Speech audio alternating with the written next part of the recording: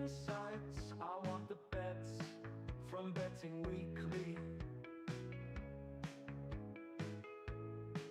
Because we win, that is our motto. Sometimes we win. All right, here we go. Betting Weekly Live here with you on a Wednesday. That's right, Mike Carver along with Doug Kezirian as we get you ready for all of tonight's action. We got a good night of NBA, got a couple of hockey games, we've got a lot of college basketball, a couple of good games tonight as well, just like last night. Got some Maction later on, and hey, maybe if there's time, a couple plays for the golf at Sea Island, teeing off tomorrow for the PGA. Doug, good to see you. As always, my man. I mean, all in all, I know that the Daily Double didn't hit. We had a pretty good night with everything else. It was a real good night, aside from, unfortunately, the Aaron Fox. I mean, let that be a lesson to everyone. So even after doing this for, I don't know, 25, 30 years, you kind of make certain mistakes or you got to remind yourself of certain things. I felt very confident in a lot of plays. And I thought the De'Aaron Fox was a good, smart sort of value play and things like that. But when I know there's a lot of variance involved, I probably shouldn't make that my best bet unless I'm getting like 7-1 or something. And the variance is the attractiveness of the actual wager. So just the confidence I had in the other plays, I probably should have just stuck with those looking back, because the other one was such an unknown, but I thought it had great upside. And that's just sort of an amateur mistake I made, and I should know better by then. But, every day we learn. But, that's sort of the autopsy I like to do at the end of every night. Like, what could I have done better? What should I have already known going into the night? Yeah, look, it's like we say, we're going to get right back on the horse tonight. Not taking a day off. We're going right back after it tonight on Betting Weekly Live with the Daily Double. I will say, my college basketball guy won to know this year with that UT Martin. It was they were down 3 at the half, and then kind of let go of the rope a little bit. It got to like 16, 17, 5 or 6 minutes into the second half, but then they buckled down. Thankfully, and we're able to keep that within the numbers. So nice job by then. All right, we have a lot to do. I ran it. Yes. I ran it by my people, and they were all like, absolutely. They're like, one guy's like, I bet 23.5 last night. I'm like, oh, okay. Well, we got it. We got it home as all those European guys on Tennessee Martin. There's Dave checking in on the chat box. We're able to get things done down in Tallahassee against the Seminoles, the Fighting Skyhawks. Needleman in there too. So we had a little fun with the college hoops. All right, let's get to tonight. Get rolling. NBA first, as we do have 9 games tonight to get through. We'll start with the TV doubleheader, which is, of course, ESPN this evening. And the first game, Rockets and the Cavs in Cleveland tonight. Right now, Rockets now, Doug, -1.5 with the 234.5. That, of course, allows me to then go quickly scroll the injury report and see who's going to be out for the Cavs. I don't see Mitchell listed there, though. This is Rockets -1.5. Yeah, look, it's clearly the market respects the Rockets. To be road chalk here, Cleveland, for whatever reason, hasn't been clicking this year. We know Detroit's can't lose a game, right? So they're the 1 seed right now. Cleveland's fine with where they are. It's just different than what they started last year. They're 10-5 right now, but under 500 against the spread. But the Rockets seem to have kind of clicked earlier than expected.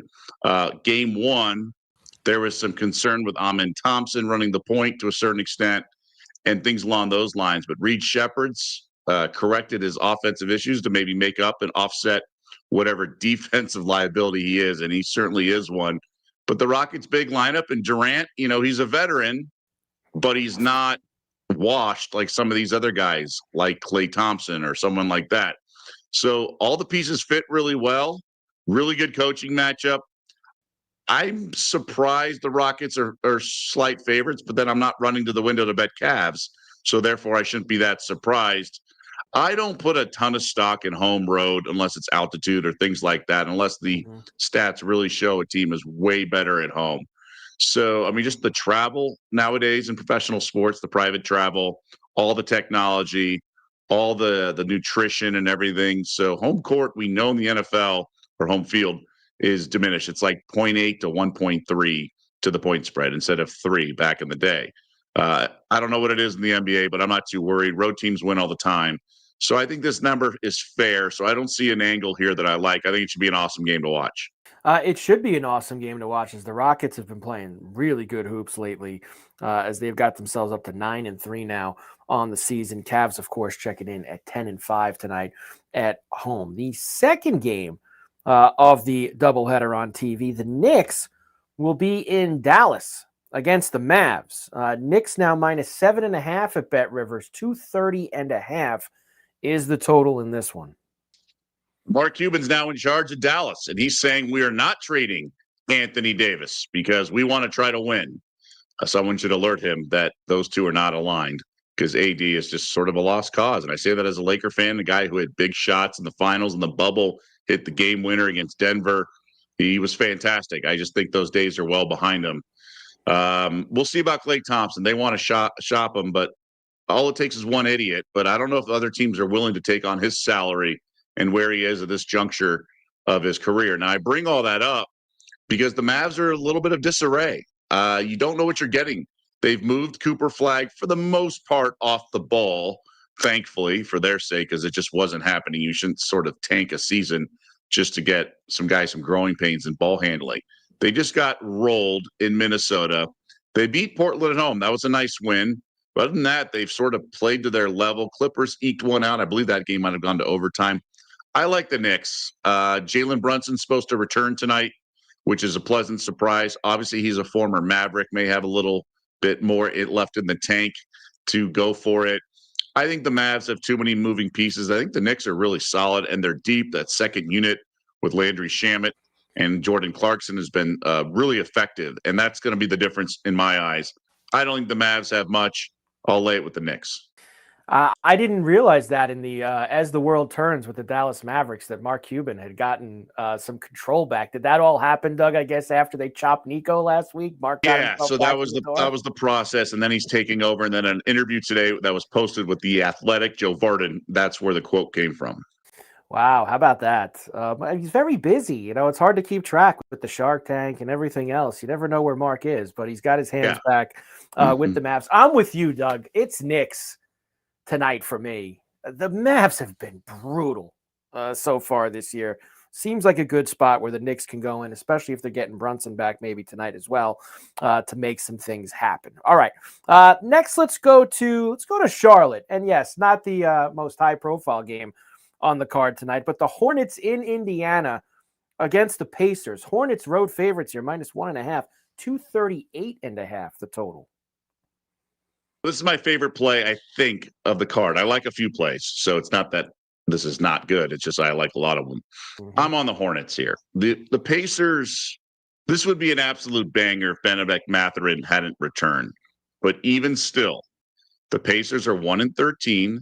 Mathurin did return in the last game, but they lost by 15. Excuse me. They've been getting blown out every single game.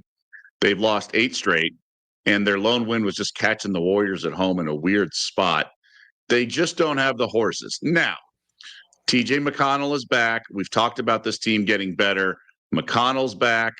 Mathurin's back. That's big because he might be their leading scorer, even ahead of Pascal Siakam. But they have no front court outside of Siakam. They start Jarris Walker and Isaiah Jackson, who's not going to give you much offense. And this team just doesn't have it. And the second unit is pretty weak. JRE from Villanova's fine. Jay Huff's okay. I mean, Monte Morris is getting some run. Ben Shepherd, remember him from the play. I think the Hornets, even though they don't have Brandon Miller, but they got LaMelo Ball back. So with Melo, Bridges, who I'm not crazy about, but he's someone, and then Con Kneppel, who's really playing in a groove right now. Hornets are just a much better team. I don't think the Pacers can hang offensively. I love Rick Carlisle as a coach. He's elite, and he showed that last year. But this team is not in a good place. They'll eventually string together some wins. I just think it's a good spot to back the Hornets. I've been pleasantly surprised with the Hornets when LaMelo's in the lineup. They want to get up and down. They're a pretty solid team. They're off 3 losses. I think it's a good spot to back them. Could we get the over with them running up and down? Maybe. Yeah, I mean, I guess my only concern is LaMelo ball dominant. You know, he'll milk some shot clock. He'll take 25 dribbles in a possession, and then the Pacers can kind of tail off with some teams. they sort of hit a wall offensively at times. Like let me just read the last 3 games. They scored 112, 111, and 98.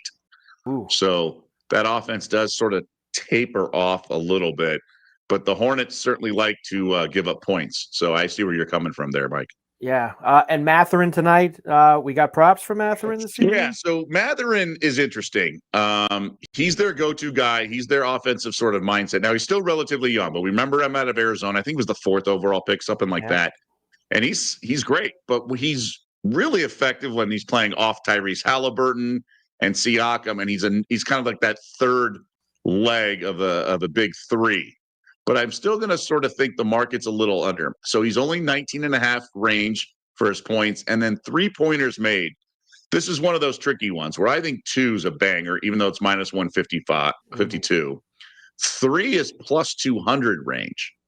So I just think it's going to be right there. So I would maybe chop it up. I would do half, 3/4 of a unit on over 1.5, and then a quarter unit on over 2.5. I think he had 9 attempts in the last game, went 2 for 9. He's going to gun, and to your point, Carver, against this Hornets team. We might have an up and down thing, and he'll be salivating at the opportunity. Well, not so much climbing the ladder, just 2 steps on the ladder. Yeah. We'll just go couple 2 rungs, steps maybe on 1 foot still on the ground. on the ladder with Matherin tonight for the threes. We do have some big spreads tonight. Let's do one of them here, and that's the Nuggets in New Orleans against the Pelicans. Very, very big number. 2 tutties tonight, minus 14 for Denver with the 233.5. I think it's a little short, but I'm not going to get involved because that second, third unit, I mean, they came back against the Thunder when they were about 18-point underdogs. This is, I mean, look, I've been picking on the Pelicans a lot, but it's really circumstantial and coincidence. This is a bet on Denver instead. We might remember my Monday moneyline parlay. I had those 4 legs. 3 got home with rocking chair wins. Nuggets lost at home to Chicago, which was on a back-to-back after playing double overtime in Utah. They were 5-1 on the dog money line, and Chicago took it to Denver and got there. The bench, the second unit, was really, I think their reserves outscored Denver's reserves 66-6 or something insane like that. I think this is about Denver coming to play, bouncing back. They had their 7-game win streak, I want to say, snapped. I think it's just a really good bet first quarter. So I like first quarter minus the points, which I believe is 4.5.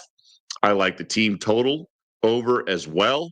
And I even like the first half. I think that second unit will be pretty good. The Pelicans are pretty weak. So first quarter minus 3.5, I think is a banger. That's going to be my best bet in all likelihood. There you go. And hey, we've been good with but you've been good with these halves and quarters in the NBA, getting involved there. So first half Nuggets minus 8.5. Yeah, I mean, let's break it down for a sec. So we just saw the Pelicans play the Thunder, and the line was like 17.5. So think about it. If the game line in this case is 13.5 or 14, odds makers just habitually do first half that's commensurate with that game line. So literally, the first quarter and the first half line if you know the game line. Okay, it's just habit. But if you think there is an angle where you have sort of an advantage, then it makes a lot of sense. In this case, Jokic plays nearly the entire first quarter instead of like half the second quarter. So obviously there's line value in the first quarter versus the first half line regardless. But then on top of that, you have a team annoyed about the loss, blah, blah, blah, all that stuff. So you just have a distinct advantage with the starting lineup with Jokic, Murray, Gordon, and they're fired up, I think. So they're going to come ready to play. It doesn't always work out this way, but that's the thought process and why there's line value. In a vacuum, if I were making the first quarter line, I'd make it like 5.5 because you get Jokic for, 90% of the first quarter, and he only plays half the second quarter. So why are the first quarter and first half lines commensurate when he's literally the most valuable player in the league to the point spread, right? If you think about SGA and how good that second unit is with the Thunder, Jokic is an absolute beast. He has a triple-double through 3 quarters almost every night.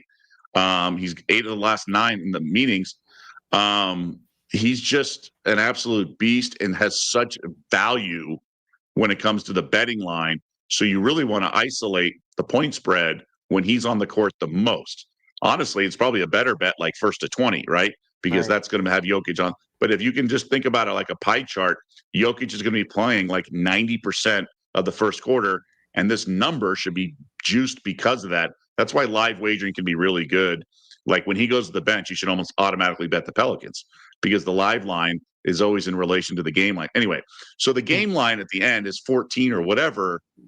That's factoring in like the garbage time. I mean, last night with the Laker game, LeBron, Luka, and Reeves all went to the bench and it was like 23 points. And the Jazz just started pressing Bronny and lost by like 13 or 15. Yep. So teams play hard at the end if they're down a lot sometimes. And that's where that's what the 14-point spread incorporates. That's why there's line value in the first quarter.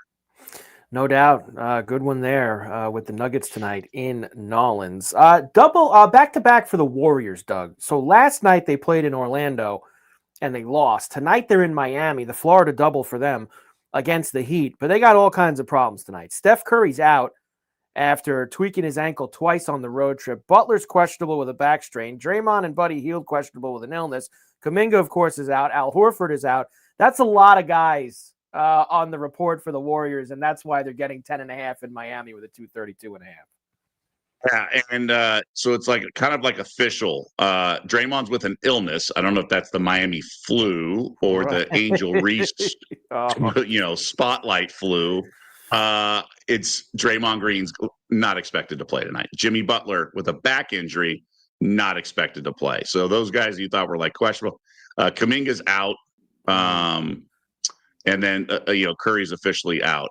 We've talked about this. The Warriors' second unit, you got to be a little careful there. But I think the Heat are one of those teams where it doesn't really matter. So, because I think the Heat's second unit wants to play and everything. The number's too big, but I think they're going to cover this. I think it's a double-digit win by Miami. They've been pretty impressive, to be honest. Podziemski and those guys will bring it. Pope's a guy I love. The guy is like, he just gets a foul every 2 minutes. It's crazy, but he's pretty good when he's in there. Rebounds pretty hard. He's a smart player. But I think, Will Richard, the rookie out of Florida, he's been a really strong, he plays like a veteran. It's like he's the adult in the room as a rookie. So he's going to be an interesting guy as this season evolves, going to be a really solid contributor. Moody's coming off a game where, that game with Draymond and the Pelicans fan courtside, I flipped over and was actually watching it because Moody started the game 7 for 8 from downtown in the first quarter. So I was like, I got to see what the heat check here. And he was just going off. So Moody could have a really big game. His 3-point prop is 3.5. I'd only play that over. His points prop is something that I would really look at 19.5. I think he's going to be the guy filling up the stat sheet for the Warriors. The Raptors have won 8 out of 9, and that one loss in that stretch was in Philly to the Sixers, and they are there tonight. Back to Philly. They are 2-point road favorites, 234, 235 now. I've even got up at Bet Rivers, gone up a half for this evening, Doug.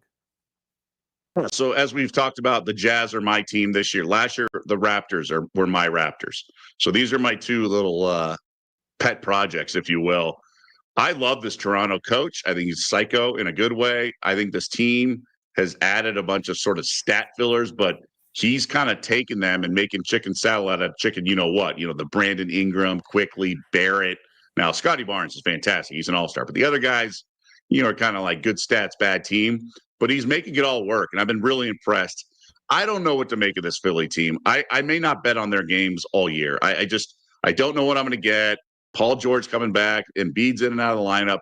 They're just all over the place. I love their coach. So maybe it's a little revenge on Nick Nurse, right? He won a title there in Toronto. I really think highly of Nick Nurse, but I also think highly of the current Raptors coach. So I'm sort of torn on this game. I don't think the Raptors should be road chalk, but I just can't stand betting Philly. Yeah, and I've been chasing some of those Raptor overs. I'm not going there tonight. No? All right. Yeah, I'm staying out of it tonight. They've kind of let me down. It was the other night. I forget who they played. They let me down with the total. T-Wolves are a big number too. 16.5 with a 239 against the Wizards. I did see 17. Oh, look at that. I did see, Doug, the T-Wolves have played, I think it's 4 unders in a row. With 5 out of 6. And of course, the Wizards, they can go cold at any time. I was feeling maybe a little under tonight with the Timberwolves and the Wizards. I wouldn't disagree. I mean, they've been scorching some teams, right? So they lost by double digits to the Nuggets, but they've buried those teams. And, they buried the Kings. They buried them again. They just buried the Mavericks by 24. They took care of us against the Jazz. So this T-Wolves team, the problem is McDaniels is out. I think Sarr's out for the Wiz as well. This number feels right. It's too big of a number. Over 14 is when you get into garbage time. Yeah. You really need to be up 25 to be able to cover this, because when you get in the last 2.5 minutes, it's just Plinko. Okay. You don't know what's going on. It could be a couple scrubs. The key is you need like a third. I mean, literally, I was sitting there actually bet against the Lakers. They were up 23 and I'm taking 21.5. And the lead got to 13. This was like a minute and a half. I mean, they're literally pressing Bronny. He's turning the ball over. Now, I'm not saying the Wizards are going to do that. I'm not saying the T-Wolves backups, because I like some of those guys that play at the end, Shannon, some of those guys. But I just think this sort of number is sort of untouchable. Bulls are in Portland late night. This couple over trends with these teams too. Bulls over in 5 straight, Portland over in 7 out of 8. They did play last night against Phoenix, of course. It's 242.5. It's a pretty big number. Bulls are a 4-point favorite there as well tonight. This Chicago team's so legit, right? Giddey's been fantastic. I believe Kobe White's expected to play. He missed the game in Denver because it was a back-to-back. Sure enough, the Nuggets won. I was on Phoenix first quarter. We talked about it yesterday, last night against the Blazers. Remember, Phoenix had blown that 26-point lead in the fourth quarter with 9 minutes to go, so I expected them to start strong, and they did. And they got points. But typically the Blazers don't give up a ton of points because they have such excellent length on the defensive side of the ball. But this Bulls team's a different beast. Vucevic has added the three-pointer to his game. He hit a big pop-out, pick and pop three that took the game from a 1-point lead to 4, and Jokic couldn't close out in time. I mean, if that's going to happen, Vooch almost had a triple-double earlier this season. They've been and then Bazelis has been great. -4 on the road seems a little rich, but I don't want to get in front of this Bulls train. They're scary. I think, to your point, the over is tempting for sure. Yeah, let's just tee it high and let it fly with the Bulls and the Blazers tonight, and hopefully we can get there. And can I interest you in 18.5 with the Thunder tonight? Laying it? Late 18. That's it's like you said with the Timberwolves. Like, you start getting over 14 and 15. Like, it's and the Thunder's nice because that second and third unit's so good. I think the question here is, with Russ back in OKC. Yeah. Do we get into triple double like props? Like, do we do any of that? He's shameless with his rebounding. Oh, he certainly is. We could do one of those quickly. What they had for him for the triple double. I'm scrolling. He's like fast. 6.5. That feels like a banger. Plus 650.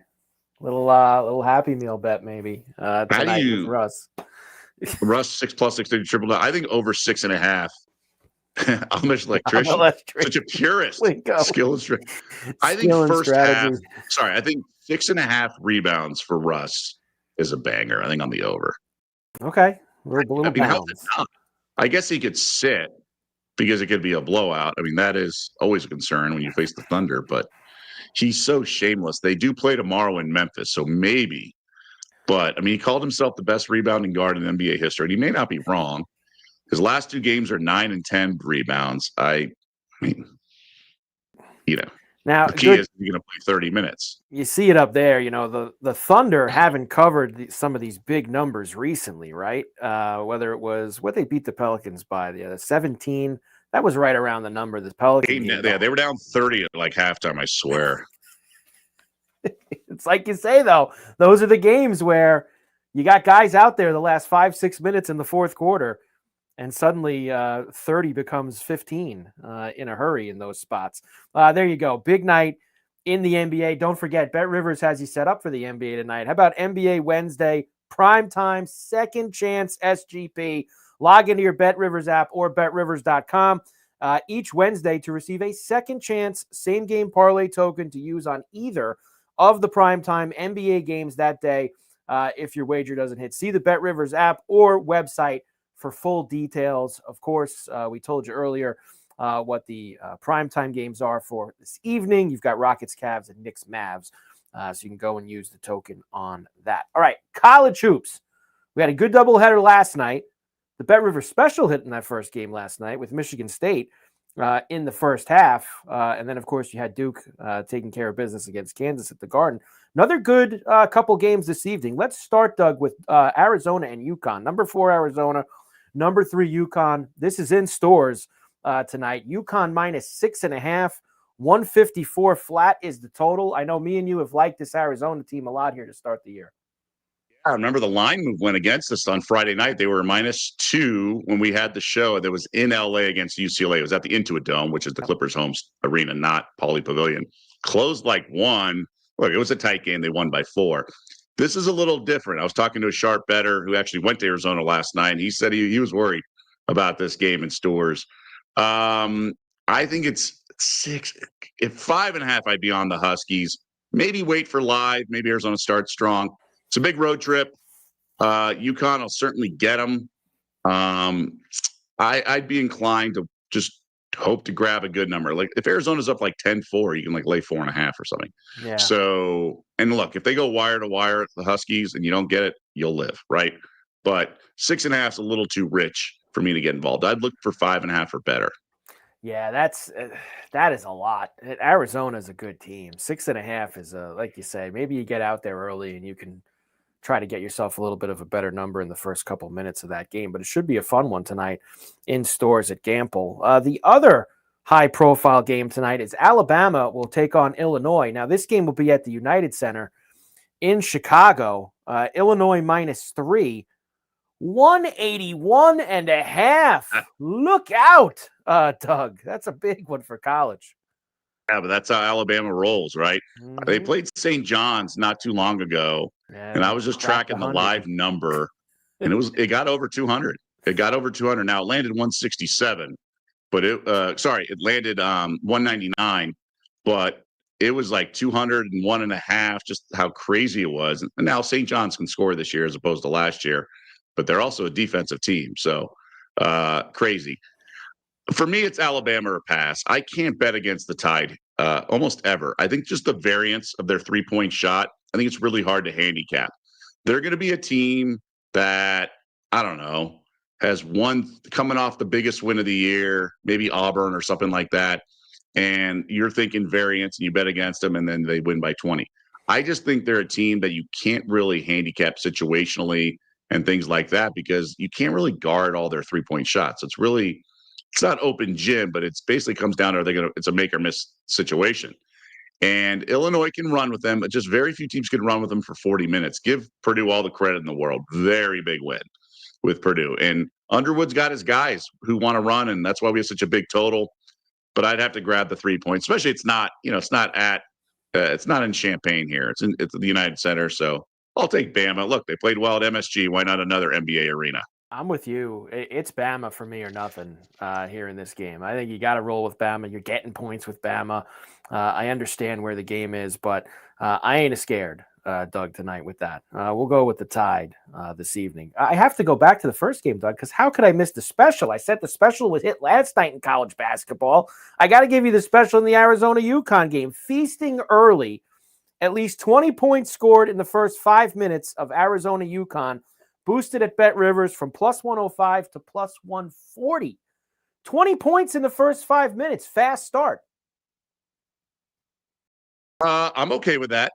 I mean, look, Bama, obviously, Illinois would be that fast, but I'm okay with that. I think you get a little extra +140. I think that's worth the extra juice. I don't think it's one of those things where it's going to be whistle happy with the refs, but it could be 3-point happy. And Arizona will be excited to play this game. I think if the Huskies flex their muscles, I think it's going to come in the second half. So I think Arizona's going to hang, and I think we'll get a back and forth a little bit early on. Well, I had some luck with the Bet River special last night in college hoops. I may go back to it.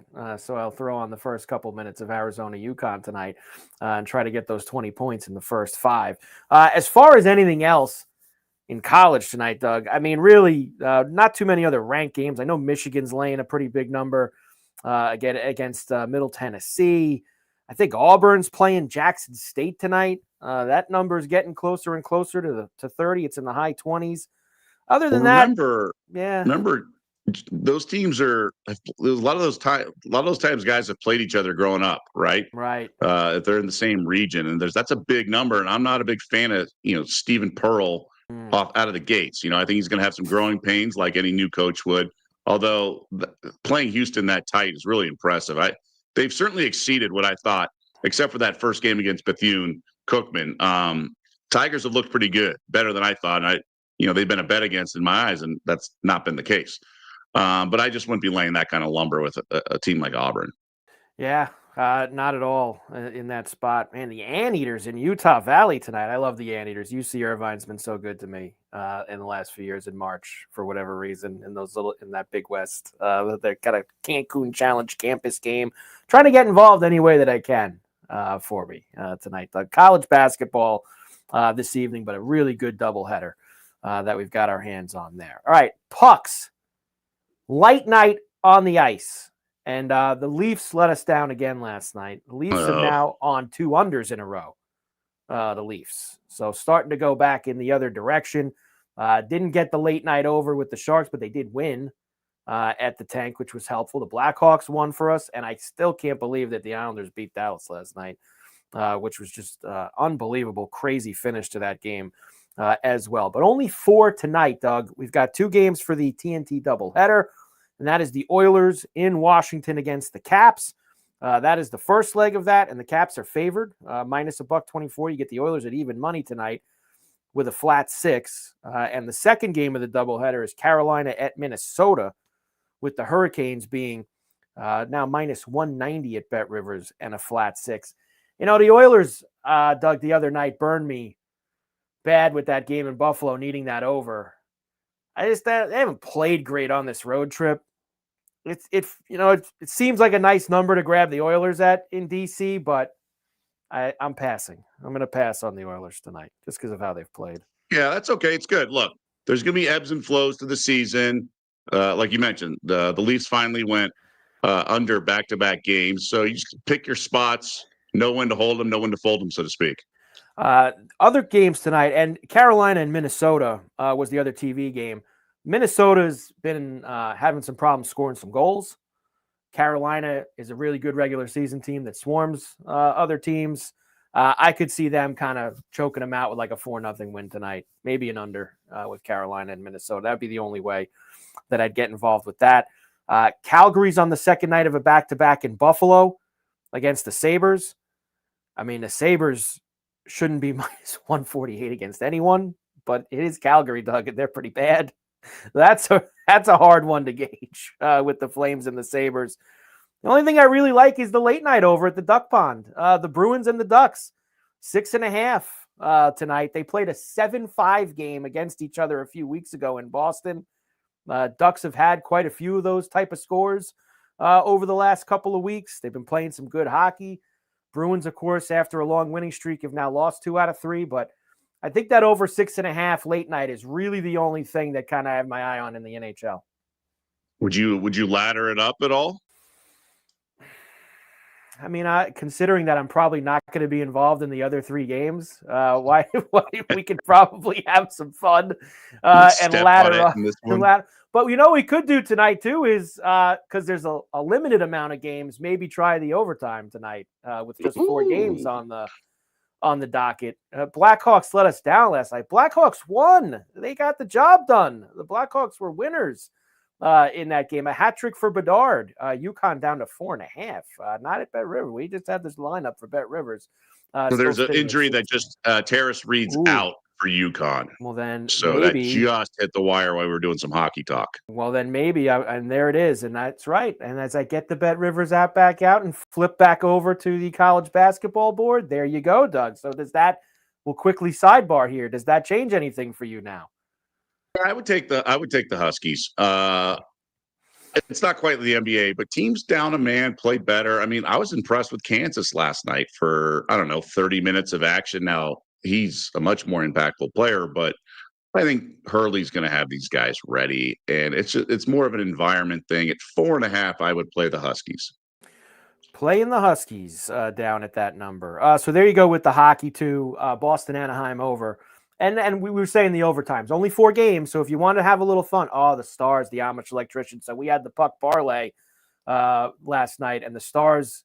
And I made a new rule, Doug. I never bet against my own team, especially when I'm making the video for Bet Rivers wearing the Islander colors. You never bet against your own team. And I did that yesterday, and that's probably why the Islanders beat the Stars last night. So it's a bad job by me. We want to do the overtimes tonight. I'm going to do it, Doug. 4 games, very small. I'm going to have some fun with it and just see how it goes. 2 out of 8 that would have broke even, right? Yep. Right on the nose. Because they were both. I didn't see exactly what either game was. I think they're all roughly around 3-1. So tonight, because it's a light night, I will go ahead and have some fun and test it out. If you, of course, like what you hear on our shows, as you do, you should sign up for the Betting Weekly newsletter. Get exclusive tips and the free Insider magazine. Sign up for free at bettingweeklystudios.com. Don't forget to also subscribe to the Betting Weekly Studios channel on YouTube. You want to go and do that as well. So sign up for the magazine, bettingweeklystudios.com. Go subscribe to the YouTube channel as well. We press on Betting Weekly Live with Mike Carver and Doug Kezirian as we have Maction tonight in college football. Let's start with Central Michigan and Kent State for you this evening. It's -8 for the Chippewas, total of flat 50. He feels low when Kent State's involved. They're a pretty reckless and wild team. I think they epitomize Maction. They can win as an underdog, lose as a favorite, and they get in some crazy games. I think, if you had to pick one team that's really captured the essence of Maction, it's Kent State Golden Flashes.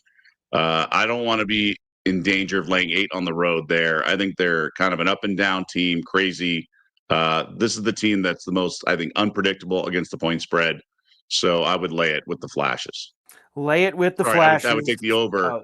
I would take the over with the Flashes. The Flashes, baby. The Amish Electrician liking the Flashes tonight as well down there in the chat box. So, yes, the over with the 50 flat right there. We haven't had one like crazy Maction game yet. And we're almost at the end. Isn't this the end? Yeah. They do Maction on snow. Don't we get like onside kicks returned in the snow and stuff like that? Come we on. need one of those crazy games at the Glass Bowl or something. It'll probably be the game that I can't play because I'm in New York. And that's Buffalo and Miami of Ohio is the other Maction game tonight. -2.5. Miami of Ohio is favored on the road. 38.5 for a Maction game. Come on. Kind of like under. This Buffalo team is textbook under. Bad offense, really good defense. And they've just been kind of a mess. I mentioned it yesterday. They were trailing, I believe, against UMass on the road early this year, 1-7. They literally almost lost that game. Then they lose to Akron at home as a 10.5-point favorite. Then they go to Bowling Green, manhandle them, and then they play the Chippewas the following. Now they're back home against Miami of Ohio, who, by the way, DeQuan Finn has left the program. There was, unconfirmed reports that he got into it with the coach. He went sort of AWOL before a game, and they didn't play him, and he got upset, and he left the program. Now he's supposedly focusing on making it to the NFL. Backup quarterback's pretty bad. I'm surprised that he's a road favorite here. I think under's the play. I think Buffalo and under is the play. I just can't get involved with the Bulls. I think I've been wrong on all of their games in terms of the side, but I think under is actually the play here. As crazy as that sounds, to your point, it's such a low total. DeQuan Finn getting ready for the NFL. He's only played for 9 college teams. Yeah, he's gonna go get ready. He's like the Chris Winkie of the MAC. He's going to go get ready. And I didn't really. UMass scored 14 points last night. Covered against Ohio. UMass actually got it. It was a 2-touchdown game in the fourth. 42-14 against the Bobcats last night. There you go, Maction. And I do believe this is it the last week of Maction, or do they play? They don't play next week, right? No. Oh, they do. They do have a couple Tuesday games before Thanksgiving. That will be when we put the bow on the Maction for this season. All right, we didn't get to do this yesterday. Let's rip through it today. Go for 2 for this weekend in college football. 2 early looks at some of these games that are coming up. We will start, Doug, with you, and of course, it's always fun when Rutgers and Ohio State get together at the Shoe. So I don't think Jeremiah Smith's going to play. I don't think another wide receiver. I think this is a game where Ohio State is certainly locked in on next week against Michigan. I think they've lost 4 straight. It's absolutely pathetic. They win the national championship last year, but couldn't even beat Michigan as a 3-touchdown favorite. Now, I think Rutgers can hang around with their offense.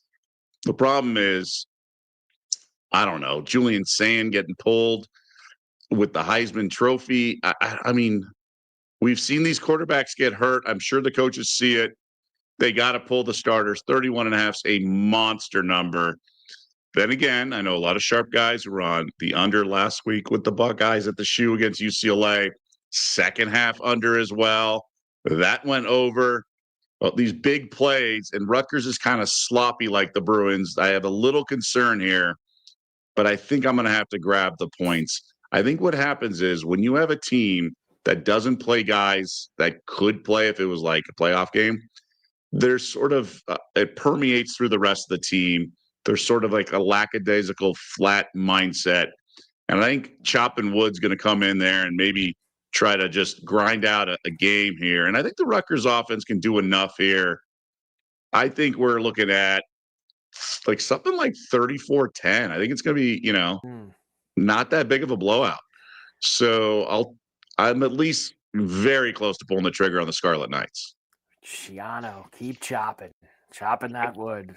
Greg Schiano, as he's going to need a win next week to get bowl eligible against Penn State for him. The other game for you, and it's this week in the SEC for a couple of teams where you get that little extra beatdown game late in the year before the big rivalry weekend, and Georgia will have Charlotte coming to town between the hedges. Charlotte's not a good football team. They have 1 win. But this is a bet against Georgia, and Kirby Smart is, I believe, 0-15 against the spread. 0-15 when he's laying 5 touchdowns or more.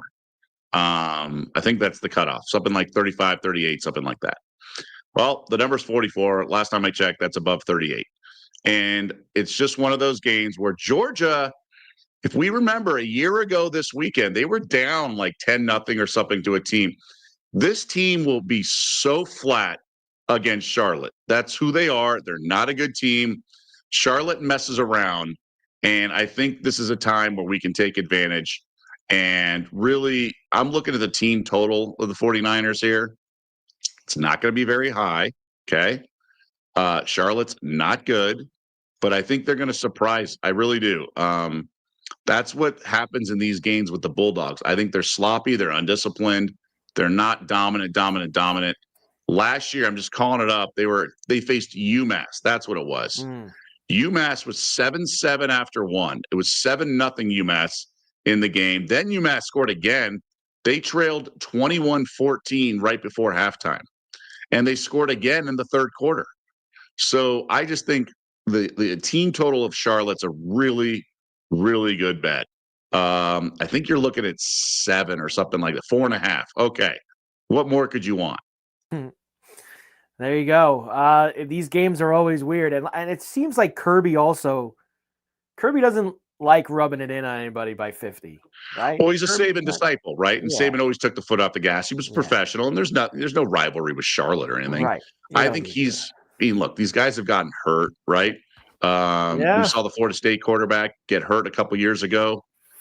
These guys are going to want to get the guys out of there. He's got a big game on deck. Remember last year, Georgia went, 7 overtimes with Tech in the clean old-fashioned hate rivalry game. So I think this is a great opportunity to bet on Charlotte and the team total. They're going to score a touchdown. Georgia's not going to be into this game. Georgia's off one of the biggest wins of the year. Yep. They're not going to be flying around on TV. I'll tell you what they're doing in practice is working on Georgia Tech's offense. Yep, that's what they'll be doing, getting ready for that one the following week. All right, the 2 for me.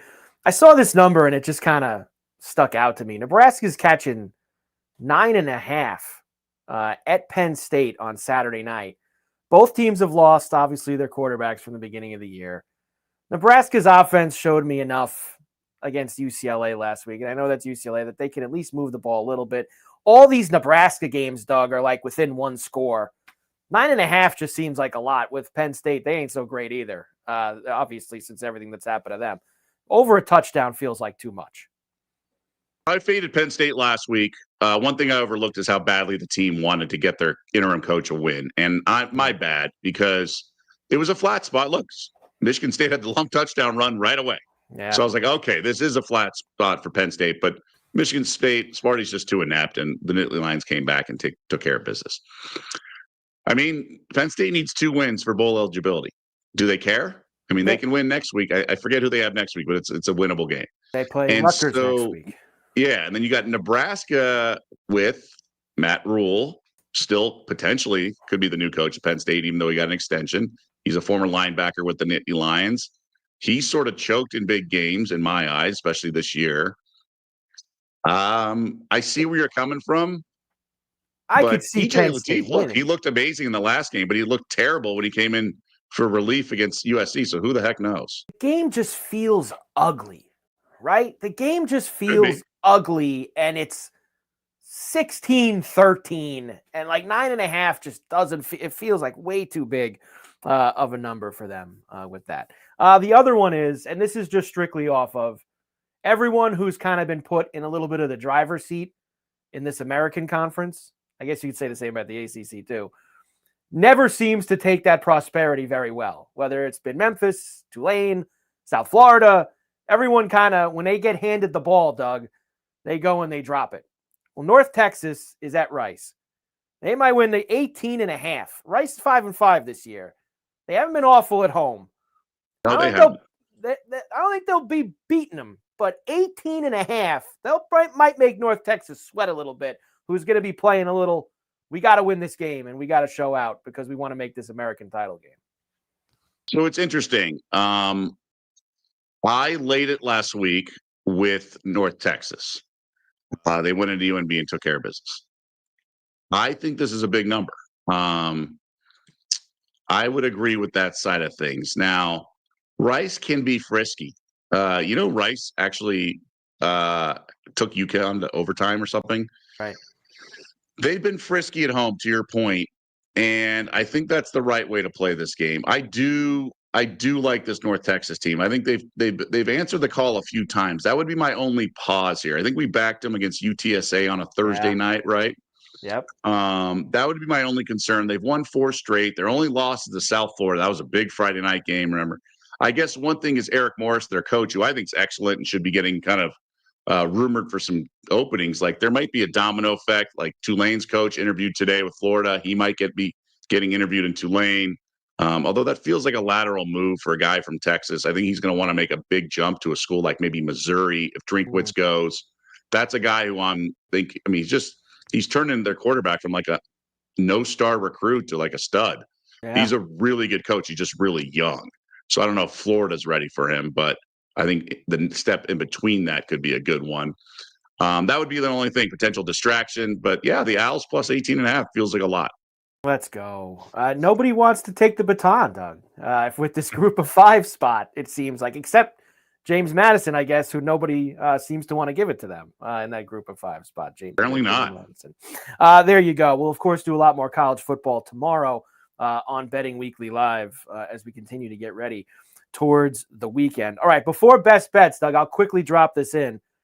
We do have what's really the last full PGA Tour event of 2025 this weekend. I don't really consider the Hero World Challenge in a couple of weeks a PGA Tour event. This is your last full field event until we come back after the new year in Hawaii, the RSM Sea Island, Georgia. And here's who I'm going with. I'll give you 3. Dangerous Denny McCarthy at 28-1.